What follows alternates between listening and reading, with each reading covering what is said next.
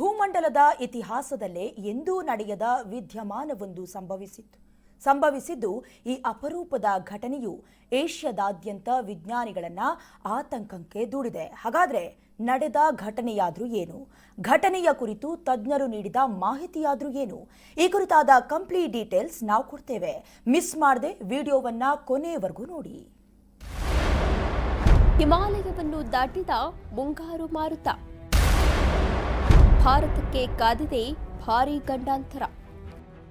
ಹೌದು, ಇದೇ ಮೊದಲ ಬಾರಿಗೆ ನೈಋತ್ಯ ಮಾನ್ಸೂನ್ ಮಾರುತಗಳು ಭಾರತದ ನೈಸರ್ಗಿಕ ತಡೆಗೋಡೆಯಾಗಿರುವ ಹಿಮಾಲಯ ಪರ್ವತವನ್ನ ದಾಟಿ ಟಿಬೆಟ್ ಭಾಗಕ್ಕೆ ಹರಿದು ಅಪರೂಪದ ಹವಾಮಾನ ವಿದ್ಯಮಾನಕ್ಕೆ ಸಾಕ್ಷಿಯಾಗಿದೆ.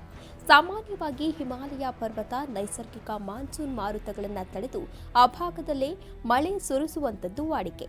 ಹಾಗಾಗಿ ಹಿಮಾಲಯದ ಆಚೆ ಕಡೆಯ ಭಾಗವಾದ ಟಿಬೆಟ್ ಮಳೆ ನೆರಳಿನ ಪ್ರದೇಶವಾಗಿತ್ತು. ಆದರೆ ಈ ಬಾರಿ 2025ರ ಸೆಪ್ಟೆಂಬರ್ ಮೊದಲ ವಾರದಲ್ಲಿ ಹಿಮಾಚಲ ಪ್ರದೇಶ, ಉತ್ತರಾಖಂಡ ಹಾಗೆ ಲಡಾಖ್ ಭಾಗದಿಂದ ತೇವಾಂಶಭರಿತ ಮೋಡಗಳು ಟಿಬೆಟ್ ಪ್ರಸ್ಥಭೂಮಿ ಕಡೆಗೆ ಸಾಗುತ್ತಿರುವುದು ಸ್ಯಾಟಲೈಟ್ ಚಿತ್ರದಲ್ಲಿ ಸೆರೆಯಾಗಿದೆ. ಇದು ಭಾರತಕ್ಕೆ ಅಪಾಯದ ಕರೆಗಂಟೆ ಎಂದು ತಜ್ಞರು ಆತಂಕವನ್ನು ವ್ಯಕ್ತಪಡಿಸುತ್ತಿದ್ದಾರೆ. ಹೆಚ್ಚಾಯಿತು ಜಾಗತಿಕ ತಾಪಮಾನ, ಬದಲಾಯಿತು ಜಾಗತಿಕ ಹವಾಮಾನ.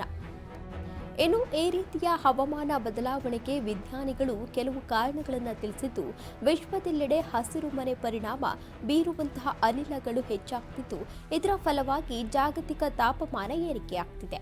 ಇದರಿಂದ ಹಿಮಾಲಯದ ಭಾಗದಲ್ಲಿ ಮಂಜುಗಡ್ಡೆ ಕರಗಿರೋದ್ರಿಂದ ಮೋಡಗಳು ದಾಟಿರಬಹುದು ಎನ್ನುವುದು ತಜ್ಞರ ಅಭಿಪ್ರಾಯವಾಗಿದೆ. ಇನ್ನೊಂದು ವೆಸ್ಟರ್ನ್ ಡಿಸ್ಟರ್ಬೆನ್ಸ್.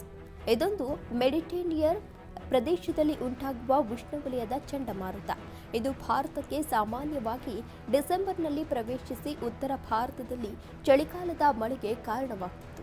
ಆದರೆ ಈ ಬಾರಿ ಜೂನ್, ಜುಲೈ, ಆಗಸ್ಟ್ ಹಾಗೆ ಸೆಪ್ಟೆಂಬರ್ ತಿಂಗಳಲ್ಲಿ ಬರೋಬ್ಬರಿ 19 ಬಾರಿ ಈ ವೆಸ್ಟರ್ನ್ ಡಿಸ್ಟರ್ಬೆನ್ಸ್ ಬೀಸಿದ್ದು, ಈ ವಿದ್ಯಮಾನ ಕೂಡ ಮಾನ್ಸೂನ್ನಲ್ಲಿನ ಬದಲಾವಣೆಗೆ ಕಾರಣವಾಗಿರಬಹುದು ಎಂದು ವಿಜ್ಞಾನಿಗಳ ಅಭಿಪ್ರಾಯವಾಗಿದೆ. ಇದರಿಂದ ಭಾರತಕ್ಕೆ ಪರಿಣಾಮವೇನು? ವಿಜ್ಞಾನಿಗಳಲ್ಲಿ ಆತಂಕ ಮೂಡಿರುವುದು ಯಾಕೆ?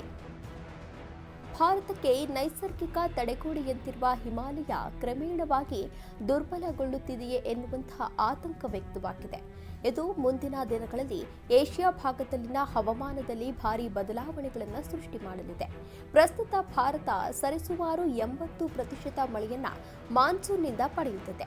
ಇದರಲ್ಲಿ ಒಂದಿಷ್ಟು ಮಳೆ ಭಾರತವನ್ನ ದಾಟಿ ಬೇರೆ ಭಾಗದಲ್ಲಿ ಸುರಿದ್ರೆ ನಮ್ಮ ಕೃಷಿ ಚಟುವಟಿಕೆಗಳಿಗೆ ಇದು ಕೊಡಲಿ ಪೆಟ್ಟನ್ನ ಕೊಟ್ಟಂತಾಗುತ್ತದೆ. ಅದರ ಜೊತೆಗೆ ಅಂತರ್ಜಲ ಮಟ್ಟದಲ್ಲಿ ಕುಸಿತವನ್ನ ಕಂಡು ಮುಂದಿನ ದಿನಗಳಲ್ಲಿ ನೀರಿನ ಅಭಾವ ಉಂಟಾಗುವ ಸಾಧ್ಯತೆ ಇದೆ ಎಂದು ವಿಜ್ಞಾನಿಗಳು ಅಭಿಪ್ರಾಯಪಟ್ಟಿದ್ದಾರೆ.